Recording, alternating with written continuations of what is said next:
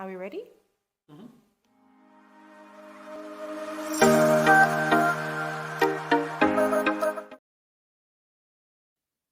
Hello, everybody. Welcome to another episode of Wine with Wida as we continue understanding how we can support men. This week, I am honoured to have Adam Martin, who is a long-term mate of mine that I've known for quite some time, but he's also an exercise physiologist who we are going to discuss the importance of men's physical health and ways we can support men and how we with their physical well-being, as well as strategies they can implement at home as well. Hey, Adam, welcome. Thank you very much for having me. And thanks for having me on the other side of it all. That's right. So was it this time last year or earlier last year? I was on your podcast, The No Breakfast Guy. Yeah, it's been a long time since I've been kind of called that name. I've gone through a few brand changes over the journey, which I'm sure maybe we'll chat about. But it's been a while since I've been that. But moving in some different directions these days. But the podcast I can probably say is coming back. I've been off recording for quite some time, but I have a feeling I have some things I want to say, and I think I might bring it back. So we'll wait and see. Oh, wow. It was as a first timer on your podcast, it definitely taught me ways how I can express what I feel, but also the messages I want to put out there to support parents in my field, as well as encouraging them to build a community with others who are in similar difficulties as well. So thank you. Thanks for increasing that awareness for me. That's amazing. It's great to see that you've now got your own podcast going, and that I'm sure it'll go from leaps to bounds. So it's great. Thanks, Adam. Thank you. So for everyone who isn't aware of Adam, I met Adam, I would say, over 7 years ago online. He was promoting the concept of no breakfast, of fasting. And I guess back then the idea of fasting to me, Adam, was just don't eat between certain hours. But you really emphasize the importance of sticking to, I think, the 8-hour window or the 13-hour window, I can't remember specifically, but also being in a calorie deficit. You always discuss calorie deficit all the time. And what I love about your platform, Adam, you showed that there's no consistency with weight loss. It impacts how your body responds, what kind of food you eat, but also the movement as well. Absolutely. Yeah. You also discussed the importance of movement as well, which is why I brought you on this week. I know maybe you can explain this a bit differently. I know there's different strategies that work best for women and that work best for men. Could you briefly outline what works best for a woman versus what works best for a man? I think I'll first kind of say that there's far too many. I kind of actually had a conversation with this on a client. Let me kind of just go back for a second. The other day, because I'm asked all the time by whether it's my own clients or whether it's people who do see some content that I might talk about or kind of promote or whatever it might be on my own kind of platform. They say, "Hey, Adam, I saw X. What are your thoughts about it?" And unfortunately, I'll use that word. Unfortunately, these days, to get views, to get clicks, to get engagement, to get anyone to consume anything, it needs to be an extreme view. Like talking about the balanced idea or the middle point, it just doesn't get the engagement that it kind of used to when information wasn't able to be collated like it when we kind of first came into the world of social media. And so when I kind of got into this 10 plus years ago, into the kind of the social media space, presenting just information as a balanced point of view was, oh my God, there's information, and people gobbled it up because here we were presenting information. Whereas now there's millions of people doing that. And so to stand out, you have to kind of have this extreme view. Now, I say all of that to just come back to the initial question that you're asking, what are the differences?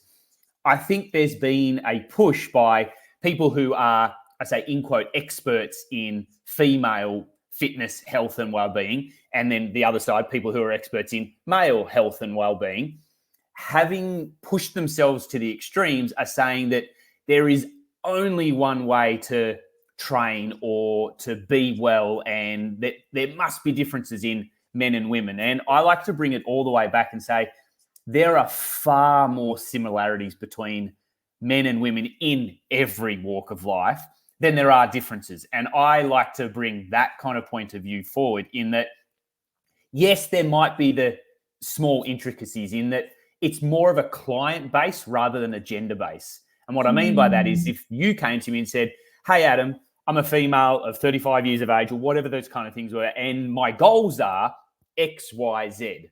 Now, if I had a male come to me, same age, same goals, the kind of program that we're going to write is going to be very similar because the goal is the goal, and that's what we're trying to achieve, not the fact that you're male and female. Now, again, there will be small intricacies. There might be small differences, but on the whole, as I said, there's far more similarities than there are differences. And so just to kind of put that out there from there, I guess, first and foremost, but after 20 years of being an exercise physiologist, I think the number one thing that people just need to kind of do more of is just do more strength training. They need to get moving. They need to move their body against gravity because I've worked with people from the age of 9 and 10 years of age all the way up to my oldest client ever was 97 years of age. And the thing that kind of set her apart in being an independent person, still living in her own home, she was a widower. She didn't have a husband and hadn't had a husband for 20 years. He had died years and years and years ago. But she still lived on her own. She was still of good, well mind that she could hold a great conversation. She hadn't been into an assisted living home or anything like that. The number one thing that allowed her to do that was she was able to be mobile on her own. She was able to stand up. She could get out of bed. She could go to the toilet. She could get on a tram to come to my clinic and come and do our session twice a week for an hour at a time. And so it's unsexy to sell to a 22-year-old who just wants to have a great looking bum or a guy who wants to have big shoulders and big biceps. It's unsexy to sell, but the reason why in your head should be the long term, why am I doing this? Why should I be moving? Is just to get stronger, because the stronger you are, the healthier you'll be. And I don't care how you get stronger, whether that's doing a bucket load of leg exercises, which again, I generalize and say a lot of females tend to like to do because they like to have the curvier glutes, legs and things like that. Or you're trying to do more upper body strength, which again, generalize most men like to do because we want to have big shoulders and big biceps. I don't care. Just go to the gym, get moving and kind of move yourself against gravity and then try and progress that in some way, shape or form. I love how you said that it doesn't make the sexy Instagram appeal, because I have noticed over the last 5 years, there's been a significant push that if you're a female and if you're ovulating, avoid heavy cardio, avoid resistance training because it will put your hormones out of whack, or avoid doing these kind of exercise. So as a woman, here I am thinking I'm doing something wrong because I want to do those kind of exercises, but the media is telling me, don't do it, do this instead. But really, we have to always think about, okay, what is the long-term goal? Get our body moving. And what is the long-term benefit? Well, I don't want to be sitting in a hospital bed when I'm 90 because I can't move. I want to be getting up, moving, playing with grandkids and so forth when I'm much older. Now, I don't want to talk about women as much, but today I want to talk about how dads, and being a dad yourself, Adam, how we can encourage dads to put their needs first and how they can implement that in their home environment if they have that difficulty of escaping to the gym or so forth with their busy lifestyle. I guess I'm in a unique position to kind of, I think, answer that, in that I have been a partner to my wife as well as a father to my kids in different, I guess, capacities over the last, my eldest is 8 years old. So I'll say over the last 8 years, I've had very different capacities of being a father, being a husband, being a provider in various kind of ways or forms. And so I can kind of answer it in a couple of different ways that I hope that the men, but maybe the wives listening as well of those men, they can maybe share that information with them, in that will potentially help men at different points of where they are. And so I kind of go right back to the beginning of that 8 years of when we had our first child, is that I was the guy running my business at work 15 hours a day, 6 days a week. Even with my Sunday off, I was still trying to get an hour here, an hour there to jump on the computer. Oh, if I just tidy that up, I then don't have to do it on Monday and I'll get it. Like I was just all consuming and running my business, which there's a lot of men and women who can kind of relate to that, whether you're running your own business or in a job that's, highly stressful and kind of needing to put a lot of hours in.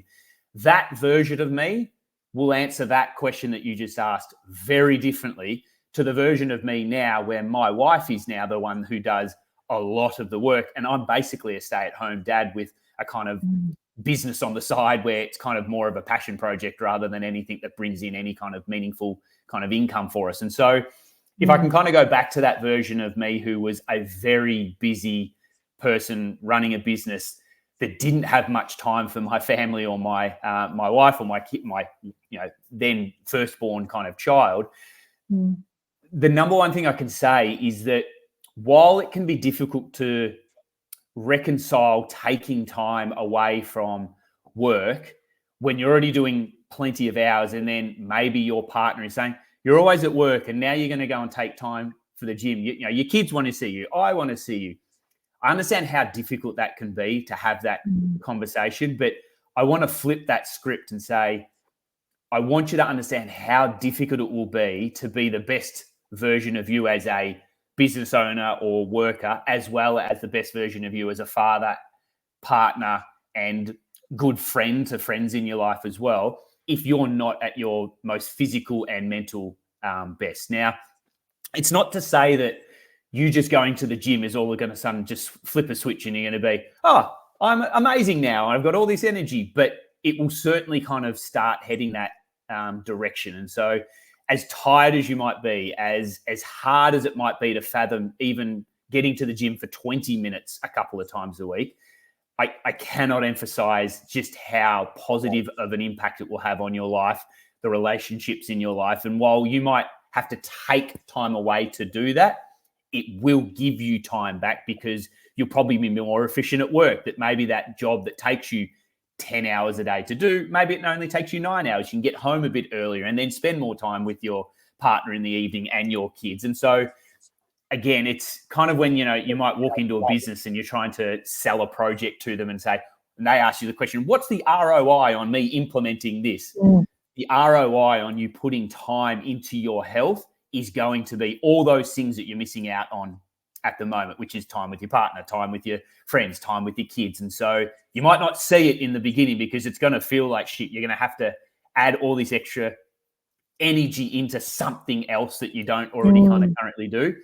But if I can, again, give 20 years worth of experience having worked with tens of thousands of clients over the years, it always works out. Like you putting time into your own physical health will always kind of give back more than it kind of takes from you.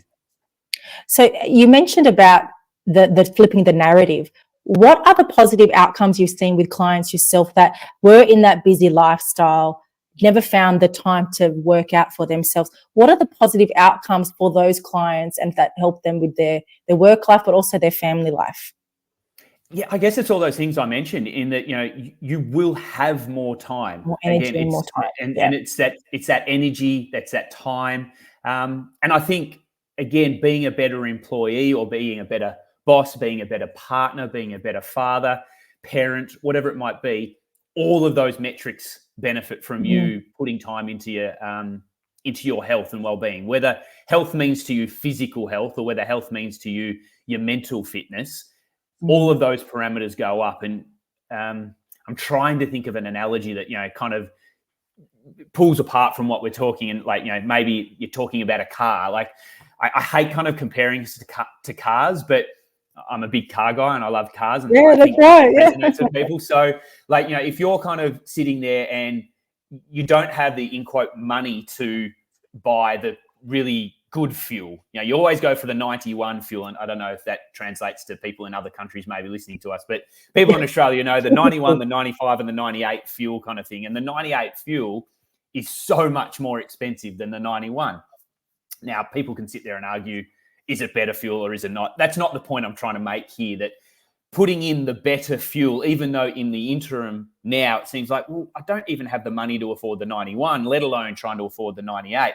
But by doing so, if we believe the the petrol companies, it cleans your engine, it's going to be da-da-da. And like all those benefits then mean that the engine lasts longer, that you don't have to service as much. And so the flow-on effect by long-term use of that fuel gives a better outcome. It's the same thing in our kind of lives, in that the beginning, it's going to seem so difficult.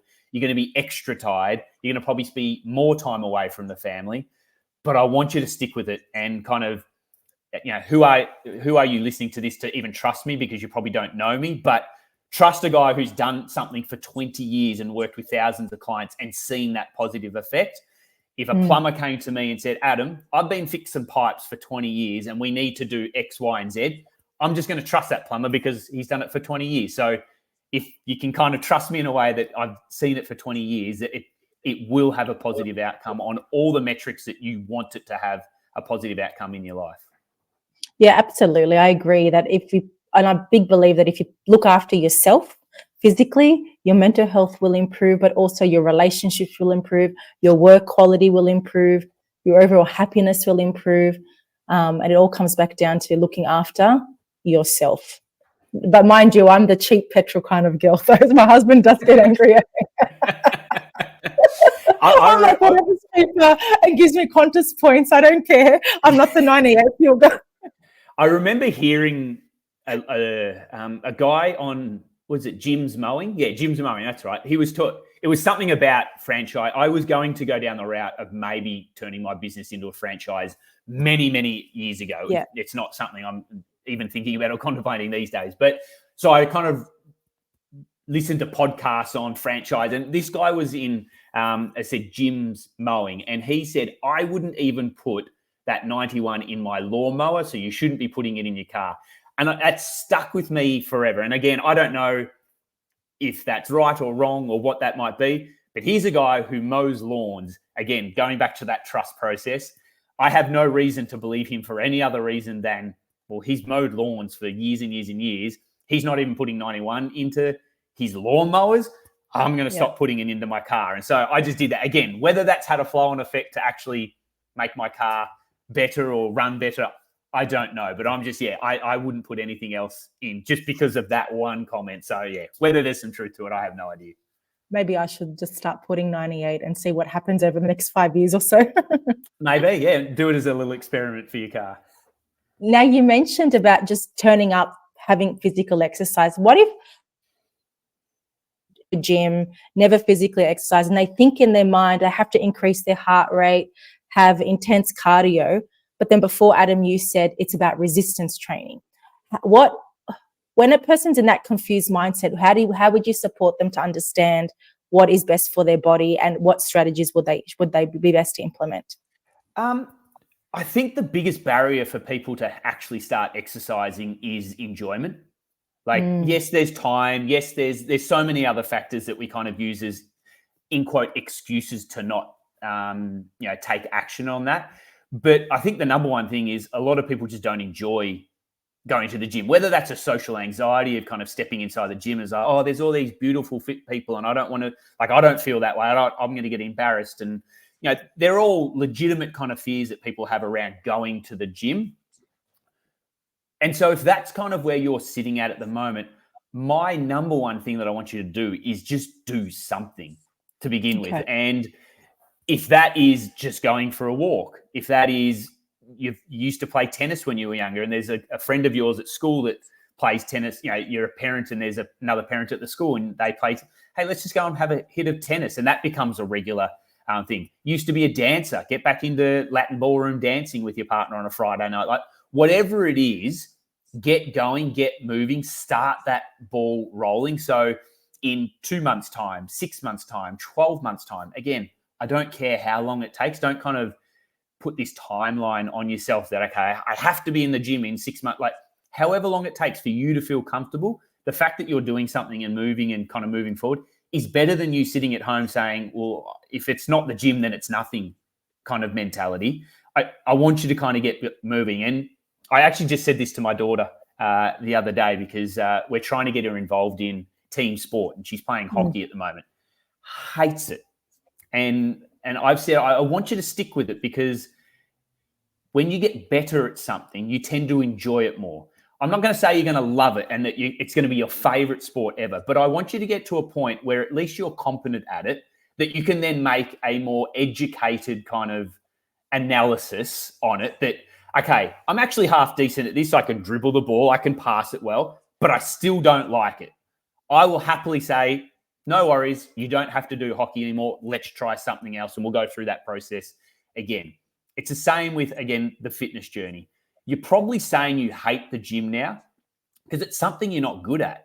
You know, you go in there, you don't know what you're doing, you don't even know where to start. You get underneath a machine and you put the pin in the wrong position. They're like, I just feel so out of my depth. And so people just avoid it because they just, like, I don't like that.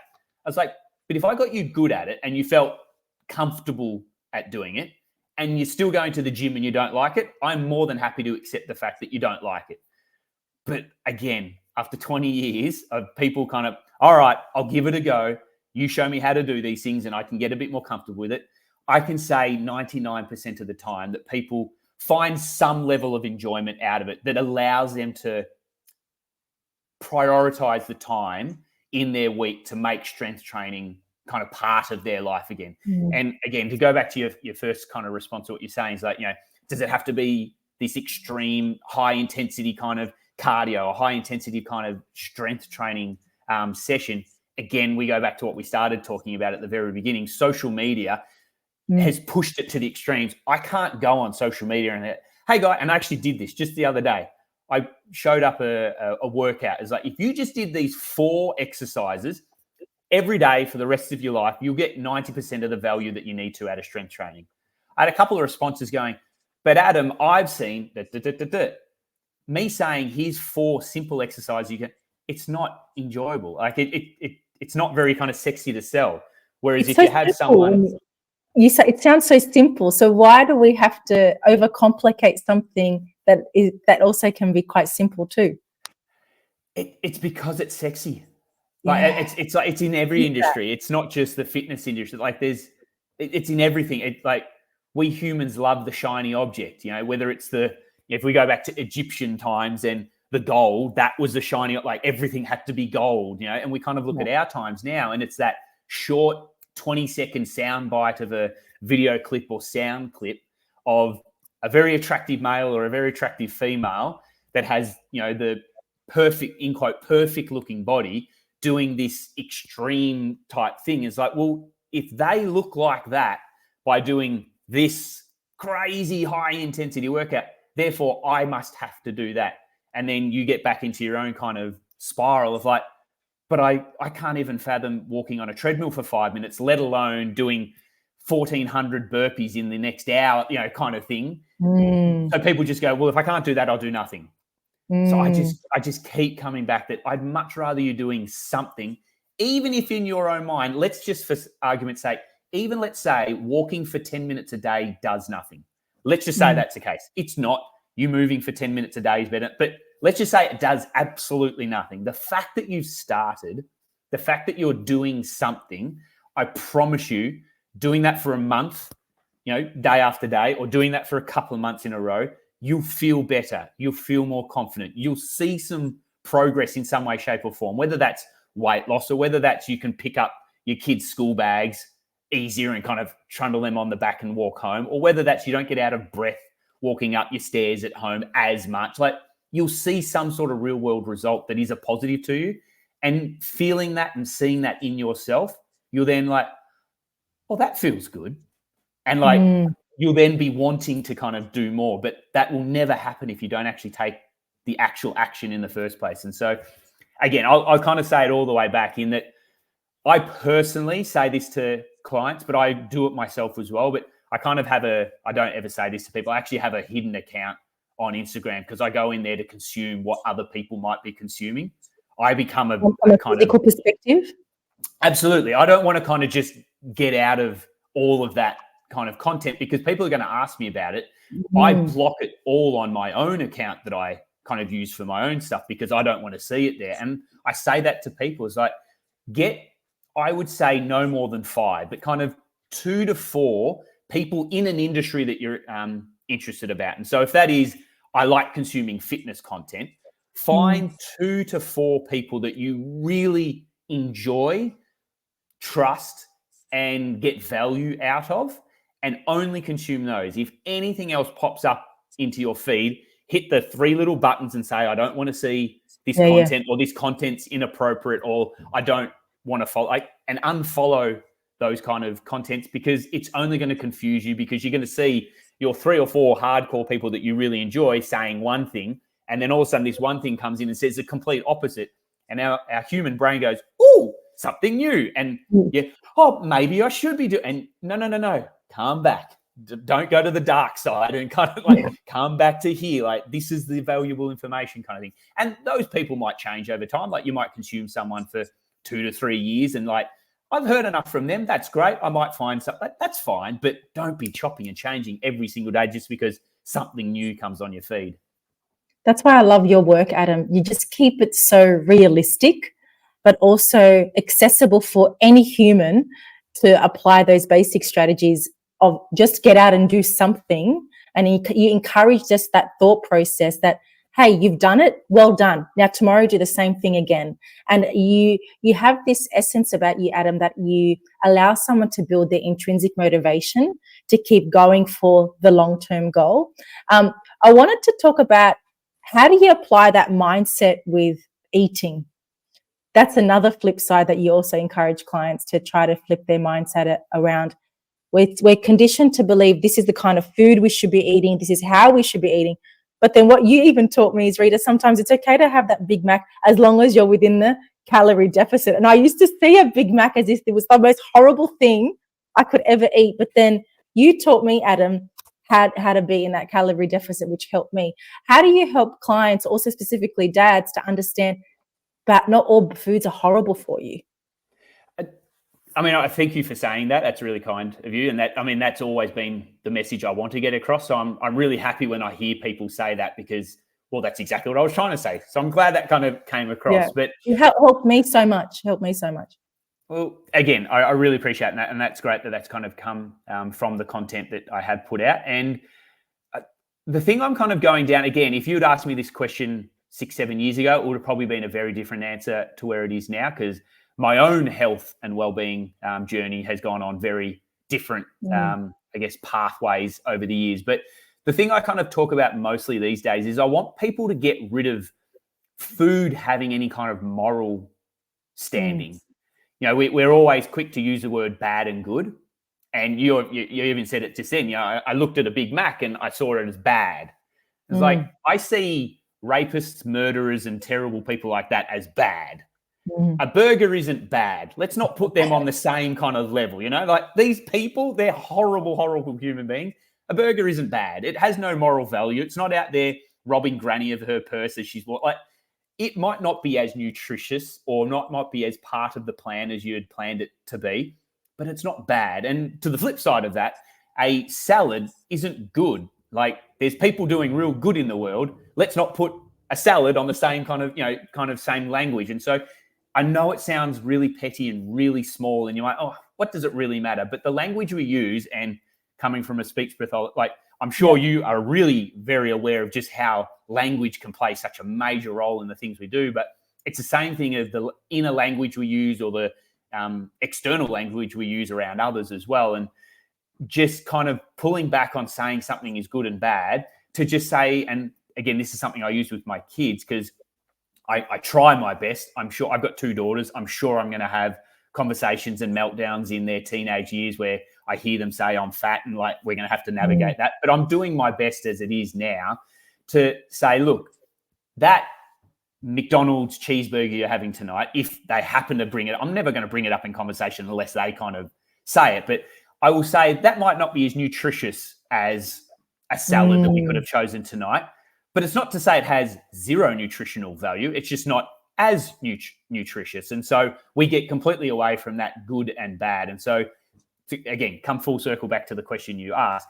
If people can just have that as their starting point, stop treating food as good and bad, and look at it more on a sliding scale of less or more nutritious, you can then get away from conflating. Let's even say we do use the word good and bad with food. What people then tend to do is, if they eat something bad, they then say, well, I ate something bad, therefore I'm bad. No, you're not bad by eating something bad. You ate something less nutritious. So yes, maybe you're not heading towards the pathway that you wanted to as quickly as you might have hoped to, or in the kind of pathway that you'd hoped to, but you're not bad. You're still moving towards, again, I know I'm kind of jumping all over the place, but something. No, I get it. It's, you know what this just really signifies? How complex just eating has become, and how the media has just changed something that's an enjoyable experience to such a psychological experience that changes people on a daily basis with every decision that they have. Like, having a burger with a friend to me is fun. I get to hang out, enjoy good food. But some people may see that as such a negative impact on their life that they will avoid it. And it's just so sad that something that's so simple is so complex, but thanks to the media. Yeah, and I mean, it comes back again to, you can't scroll social media now without seeing some guy not wearing a T-shirt inside Coles, pulling something off the shelf and going, do you know how many chemicals this has? And it's killing you. That gets bites, and it gets media attention, and it gets people's attention, because it's like, whoa, something in the shop is killing me. I better listen in on this. And I know this, again, and me going in, I mean, not that I'd ever do it. I have done it, so I can't say I've never done it, but me going into a shopping center and pulling off, I used to do this, that, or something else. I can't remember. It was years and years and years ago, but I'd get off. People would get confused about two similar items. They, that one's worse than this one. So what I used to do is I'd go in and I'd pull off like a white rice and brown rice. There was always, white rice is bad, brown rice is better. I'd pull them both off and just go, here's the kind of nutritional value of both. This one has more fiber. This one has more vitamins and it has more protein. This one has, and like, here are the good things about this one. Not one bad, good or the other. This just has some good things that this doesn't have. This one, I used to do that comparison all the time. But again, that comparison many years ago was informative. People enjoyed it. But if I just went in now and was like, good, white rice is good for you. Brown rice is good for you. You just get to choose. People are like, you haven't really, that's not very exciting. Like, why am I listening to it? They just scroll past it straight away. Whereas if I went in and say, white rice is killing you, people are like, oh, hang on, I better listen to this. I don't know why that thumb went up. So yeah, people would listen to that or stop from their mindless scrolling because something's killing me. I better listen in on this. And again, it's just what sells. And then normally on the back end of that, and it's marketing 101. On the back end of that, go to their profile page, and I can guarantee you, someone who is standing inside a shopping center with no shirt on, yelling at the screen saying this is killing you, I can almost guarantee you go to their profile, there's going to be a link there that goes, now buy my ebook that, here's the foods that aren't killing you. And it's not, $19.95, or their program that's $4.99, like whatever it is. I guarantee you they've got a solution to the thing of, don't let this thing kill you, buy my thing and I can show you all the things that won't kill you. Like, it happens every time. It's so great. Randomly, I'm going to talk off a tangent. So true. I've seen people go in and do a little TikTok video and say, you don't need a speech pathologist. You just need this toy, or you just need this supplement for your child to talk. And I just think, firstly, you don't have a degree or a postgraduate degree in speech pathology to even make that comment, but you have that link in your bio that tells you, oh, you go buy my resource, which will help your child talk, which I think is such a disrespect to allied health professionals, to us who are experienced in the industry and have informative, educated information that can help clients. But people are just so tempted to go down the path of what's quicker, what's easier, and what's more sexier to listen to. But I don't know if people and yourself know the name Gary Vaynerchuk. He's an entrepreneur in the States. And yes. I went to his show last year in Sydney. Oh, there you go. Yeah, so he's, I mean, people like him, people don't like him. But I remember a comment he said a long time ago that really changed my mindset to something you were just talking about then, with regards to, we, the professionals, have, the educated background and like all those kind of things. And I think you're completely right with that.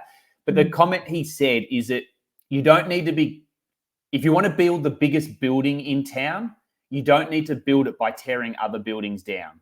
Just build the biggest building. And I used to be that way. I hated the fact that a 6-week PT course person can be considered on the same level as someone like myself who might have had a 5-year master's degree in exercise physiology. I think there's value in everything that people say. And I think people will eventually trip themselves up when what they're talking about is nonsense. And so I say all of that just to say, I want them to try and build their building. It's probably going to fall over at some point, and I think it's wasting my time trying to tear down their building.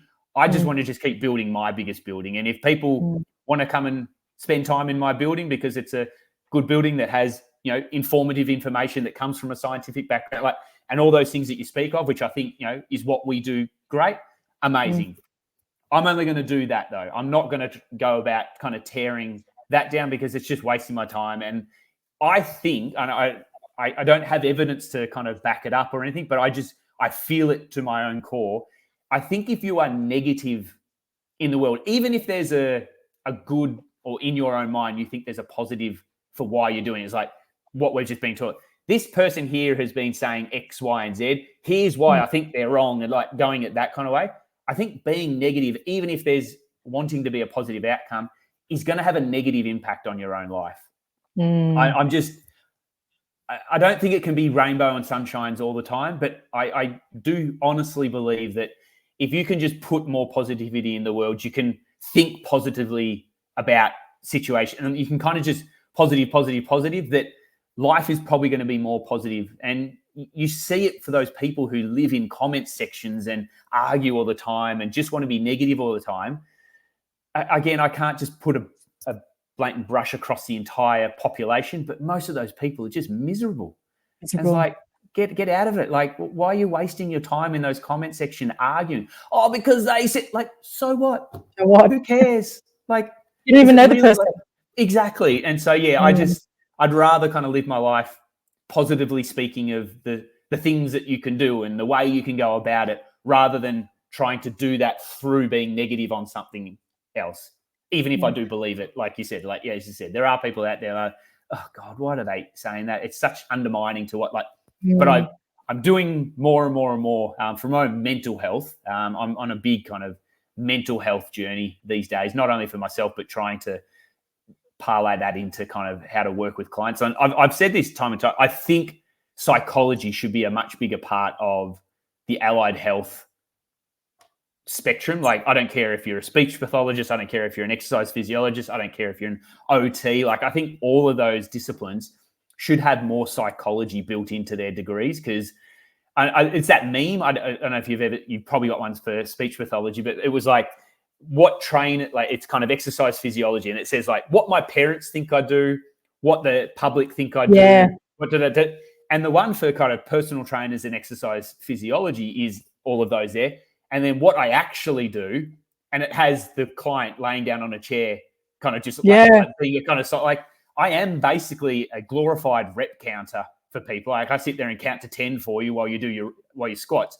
But what I'm really doing is you're probably complaining about your husband, or you're complaining about your job. And I'm sitting there being a psychologist and trying to help work through that while we try and get the exercise in. And so, yeah, I think psychology needs to be a much bigger part of all of us allied health roles. But I think everyone can benefit from understanding psychology better, only for your own, but also how to talk to others better, how to kind of integrate yourself into a work environment better, and all those. I think we'd all benefit if we understood human psychology a bit better. I think this also comes back down to emotional intelligence. Everyone understanding how to communicate with each other better, the kind of words we should be using with each other, and where we consume our energy more, not only to support yourself, Adam, but for our kids too, and for our clients. Absolutely. We've gone into 5 different topics. This just shows how much we have to talk.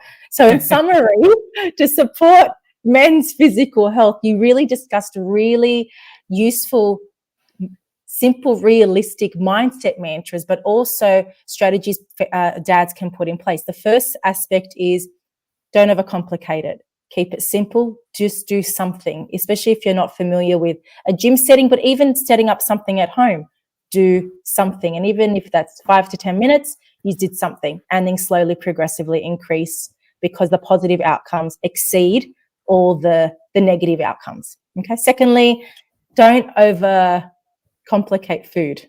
Look at the nutritional value. There's no bad or good food. It's about how nutritional, is that the word you used? That the food offers you. And lastly, the last concept is building that intrinsic motivation within yourself and that positive mindset to keep going, because there's so many good things that come from your physical wellness that can support many aspects of your life, including parenting. The other thing I kind of just throw on top of that, this is especially for men, is that be open to ask for help. It's Can I ask why? And when you say help, mental health or physical health? For anything. I think, again, I'll blatantly brush the entire male species and say the majority of us, and I don't even know if it's getting better. I don't have enough kind of evidence to back that up, whether it's getting better or worse. But especially I'm 42 years of age, so kind of my father and then his father before him, it was very much of a pucker up, just be a man, get, sort it out yourself kind of mentality. And now I have two daughters. I'm very much becoming more in touch with my feminine side and being willing to open up and talk to my girls as well as my wife and tell them I'm struggling or tell them I need some help. And I've found infinite positives because of that.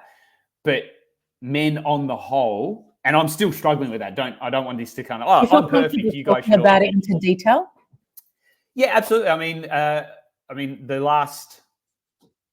say the last 3 years. Obviously, again, you know the story, but for people listening in, I had a clinic that had been operating for 12, 13 years in Melbourne.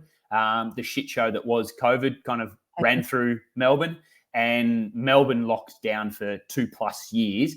About 12 months into that, my business had disintegrated because we were told you can't open the front doors. I did my best to transfer it online, and there was some success with that, but obviously it wasn't to what it was as a bricks and mortar type clinic. And my wife's in mining, and so we were lucky enough that I turned to my wife and said, look, I don't think this is ever going to be the same. Even if we were to open up tomorrow, I think it's been so decimated that I don't have the energy to try and rebuild it back up again. When I was a 24-year-old kid who started my business, I had all the energy in the world. I didn't mind putting in those 15-hour days, but having a child and being, at that time, 36, 37 kind of thing, I didn't have the energy to kind of do that all again. So I said to her, how about you go back to mining? I know you miss it. We'll go over to Western Australia. I'll try and keep running my business on the side as an online business. We'll see how that goes, but at least then you get back into mining, do what you love, and we'll kind of move. And so we did that, and that's been the greatest thing that's ever happened to us. But it has had a detriment on my own health just because I've lost my identity in a way, in that I was very much the provider for the family, not necessarily the financial. My wife's always earned more than I have, and I've got zero problems with that whatsoever. Society might have other views on that, but I don't. And we're very open with our communication, my wife and I, and that's our relationship, and everyone can have their own. But I still saw myself as the provider for the family. Is it the patriarch, the mate? And again, people can say they're breadwinner. Is what they call it, breadwinner. That would be if that's the financial side of it. But I think again, people can have their issues with the kind of patriarchal system that kind of exists. I get you. But I think it is important for the male to have a major role in kind of being the head of a family. That's not to say that what the man says goes. That's not what I'm trying to say here. But there is an intrinsic genetic buildup of being a man that is being a man. And I think that is an important part of that role. And I've lost that in some way, in that now I'm the stay-at-home dad, and I feel the pressures from society kind of coming down onto me, even though my wife and I are very open, and she's the breadwinner, and she's the kind of one that's bringing. I'm now the stay-at-home dad, and I take care of the girls, and I love that role. I love having have been there with the girls pretty much 24/7 for the last 3 years. I think we're developing a relationship that we would never have had if this hadn't happened. And I think that's a positive. but I have lost my way in kind of like, what's my role in it? Like, shouldn't I be doing more? And then I try and do more. And then I'm like, oh, this doesn't feel right. I don't like this. And like, I'm just trying to, I guess, navigate my way through the world now, not being this kind of provider, however you kind of want to kind of put that, for the family in the way that I feel I need to. And I actually heard on a podcast the other day, who was it? Simon Sinek was on Diary Stephen of a Bartlett. CEO. Yeah, I listened to it this morning. It's a about great the friendship podcast. one? The Yes, friendship yes. one? Yeah, his latest one. And he has taken a big step back from himself from doing stage, public speaking. He's going to start writing in, but he's taken a big step back. He was prolific with his public speaking. He was on the world tour, talking everywhere and earning millions of dollars from it. But he took a step back, and I remember Steve asking him a question that really hit home for me. And he asked him kind of like, but don't you feel like, if I just did a couple more years of running the gauntlet, that, I'd be much more set up and satisfied, and then I could really kind of take a step back. And then they kind of went on a journey on kind of having that conversation with them. But the thing that really hit home for me is Simon had a comment where he said, I'm okay with sitting on the beach. I'm okay with not pushing myself. And that's where I'm finding it really difficult at the moment, because I'm, in quote, living, I would say, the perfect life. Like, we have this beautiful home. I have kids that are healthy. I have a wife that I actually love and love being around, and I love doing things with. I have this perfect life as the outside might see it. And I have ultimate flexibility. If the surf is up, I can just go and have a surf at lunchtime today. In fact, I'm here when the surf is going, and I'm like, maybe I could reorganize. No, I can't. But I wanted to have this conversation with you today. But I have this ultimate flexibility in my life where I can do what I want. I get to be home with my girls every night. I get to go with them to school and take them to school. Like, it's perfect. But there's something that's missing. And when Simon said, I'm okay with sitting on the beach, when I'm at the beach, even though I love it and I love my surfing, there is a part of my brain sitting there going, you probably should be working though. You're not providing. You're not. And I just need to get better with hearing Simon go, but I'm okay with sitting on the beach. Like, do you think that voice you keep hearing is your dad talking to you as a child, or even the thoughts you've learnt since you were younger with what is considered to be a man or a provider, and that you've had that growing up, and you built a wonderful business, and then it just collapsed in front of you, and you've taken a different pivotal path? Do you feel you're still listening to those voices that you heard when you were much younger? Yeah, I think I've been very critical of my parents in the past, and it kind of goes back to me saying, be more positive in the world. I think every child or kind of grown up can say back to their child, like, my parents did. Like, I think we can all pick apart our parents in hindsight, but at the time they were just doing the best they could at the time. And I kind of look at that now when I'm with my girls. Like, I might yell at my girls very loudly, and I can see that they get scared of that very loud voice. And I'm like, Jesus, Adam. And but I'm trying to be that stern parent in the time, and they go away crying. And then I'm in my bedroom going, oh my God, what have I just. And so I don't know. Maybe my parents were doing that, and that they were in their own, but it's like, Jesus, I shouldn't have yelled at my. And so I can be critical of them and say, they yelled at me and they said all these things that, now still have a flow-on effect, where I think you are correct in that my upbringing, my parents were very, if you want something, go and do it yourself. Like, no one's going to roll out the red carpet for it. And I now look back on that and praise them for that, because it's, putting work ethic into my life and discipline into my life. And I don't think I'd be where I would be now without that kind of message and upbringing. But then I can also be flippant on that, flip that and say, geez, they were very hard on me though. And it's now still having an effect on me where I can kind of put my feet up a bit. I can relax a bit, but there is that mindset still saying, why aren't you working? What are you doing? You should be out there providing you for your family. And so there is a flip to both of those. And to be completely open and honest and vulnerable to you here now, I should probably have that conversation with my parents, whereas I don't, just because, again, we didn't speak like that when we were kids, and I don't know how that will be received kind of going to them. And I'm sure it will be positively received, but there is a part of me going, but maybe they'll just turn around and go, just pull your pants up and go, and, did it. And I'm like, that's not the response I was, so I don't know. Like, I probably should have those conversations and, not leave it. And then, God forbid, they're going to die at some point. And like, I never have those kind of and I'd probably be regretting it for the rest of my life that, oh God, I wish they knew that I really do appreciate everything they did. But also, you were a bit hard on me at times. And like, that was tough. And I'm still struggling with some of that kind of thing now. And so yeah, I probably should. But I don't. And so that, again, coming back full circle, that's what I'm kind of struggling with at the moment, of kind of trying to find, and we go back to the word balance, trying to find that balance of being the provider, being the father, and being the kind of, I guess, role model that the world and society says I should be for my family, but then being confident in myself enough that, no, my family unit know who I am and what I'm about, and they love me for what I am, and kind of finding that balance and kind of being okay with floating somewhere in between that. Firstly, Adam, I want to say thank you for your vulnerability, because many, many dads are in a very similar situation with you, like you, where they are the primary care giver at home while mum does work, and they are the stay-at-home dad, and they do the school drop-offs and lunches and so forth.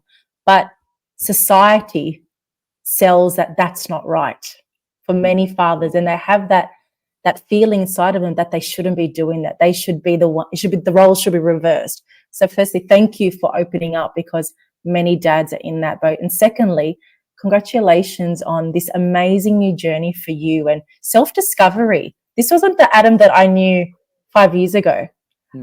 This is a whole new Adam, and I'm so proud of you that you're able to build your self-awareness and understand what areas in your life that you need to improve to achieve that balance. So yeah, thank you. And thirdly, maybe having that chat with your parents. But I always believe if you engage in a positive mindset and let people know how much they value them and how much they changed your life, is always a nice way to start the conversation. That's difficult. It is. And yeah, I mean, again, I've been quite open with this kind of line of talking before, and that my parents and I don't have a relationship that's, what am I trying to say? That, I mean, I hear some people's like, they'll ring up their parents every week or every other day. And like, we live obviously across the country. Now they're still back in Melbourne. I'm not someone that feels like I need to call my parents every other day. Like, how you going? No. What's going on? It's not the kind of relationship we have. And so I find that it would be weird for me to call them up and like, hey, how you going? Like, they'll be like, what's up? What's going on? Nothing wrong. I just thought I'd call you. Why you call? Like, that would be kind of where it would come from. And so, just trying to bridge that gap a bit more and kind of open that line of communication and be a bit more vulnerable with them and allow them to kind of be vulnerable with me and kind of see where that would go. But being in Western Australia now, I kind of like, I'll just push that can down the road. And I don't have to deal with that today. So. Well, I'm sure that your amazing journey will lead you into what is best and what is needed for you. For sure.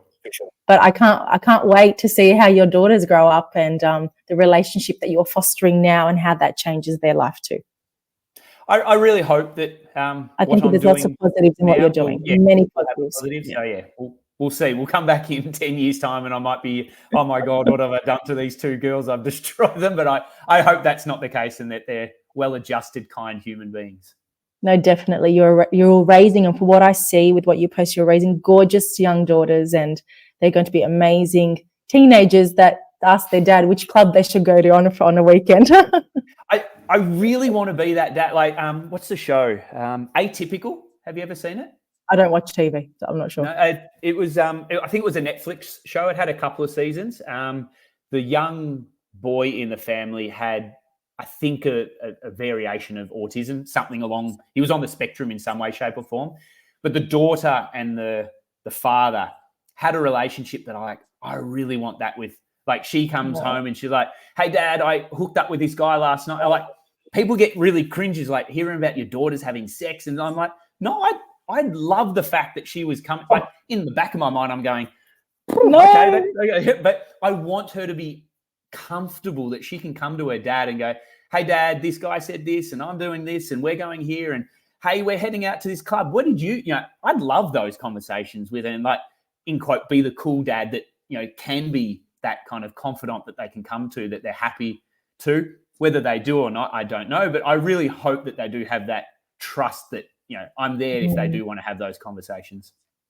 Oh, that's beautiful. And I'm sure you will. I'm sure you will. Hopefully. Adam, I don't know if you recall when you did the interview with me, you asked me a question. What was it? What statement will I tell the next listener? Mm-hmm. Or what question will I ask the next guest speaker? So now, because of that, I implement something that I ask all my guests. And being a speech path, I'm all about words and language and words that we use with each other. So, Adam, my question to you is, for you to be a better version of yourself tomorrow, what word would you implement tomorrow so you could be better? Vulnerability. Yeah. I think what we just spoke about there is as difficult as it might be for me, and others might be, other men might be listening in and kind of like, I don't know if I could be, that. I think being more vulnerable allows more vulnerability from the others that you're speaking to as well. I think I've always said with my girls, you've got my trust until you don't. Like I give it explicitly. If you lose that trust, then you're going to have to work for it. I think it's the exact same thing with vulnerability, is that like people are guarded because people aren't vulnerable. So if I think I can bring more vulnerability into the world, the people in my world will be more vulnerable towards me. And I think that will only be a positive to all of us. So yeah, I think vulnerability is the word that comes to mind. Absolutely. And I guess this conversation today was vulnerable. I would say we had one intention, we were delivered the intention, but we took a pivotal turn, which I really feel will help many, many dads understand the importance of caregiving, but also vulnerability too. So thank you, Adam, for your honesty and vulnerability. And I look forward to welcoming on Wine with Wida again. Sounds good. I appreciate your time. Thank you so much. No problem. You take care.